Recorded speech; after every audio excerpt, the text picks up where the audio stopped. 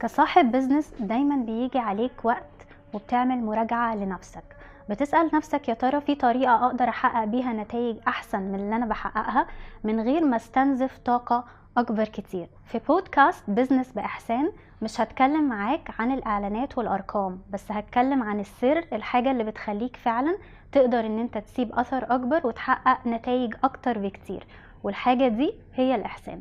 هدف البودكاست ده انه يساعدك ان انت تقدر تطبق الاحسان عشان تحقق نتائج افضل للبزنس بتاعك، وعشان يكون دايما عندك مرونة ضد كل التحديات اللي انت هتحدي بيهم.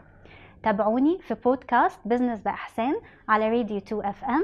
انا دينا خضر، مستشارة تسويق وريادة اعمال Clarity and Business Coach. هكون معاكم في حلقات البودكاست. خطوة بخطوة المشوار بيبان، والنية صافية والهدف أحسن. مش بس كلمة، دي رحلة حياة، تطلع لفوق وتوصل للي تتمنى. في كل قلب فينا طاقة ونور، وعشان نوصل لازم نعدي الجسور. 7 منازل هما الطريق والزاد، نعيشهم بجد بالسعي والاجتهاد،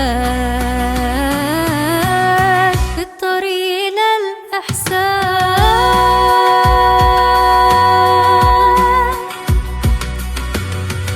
بنرسم بكرة بإيدينا، نزرع خير نحصد نور، والبركة تحل علينا. مشوارنا مش صدفة، ده سعي بتقوى وإتقان، عشان نكون أجمل صورة للإنسان.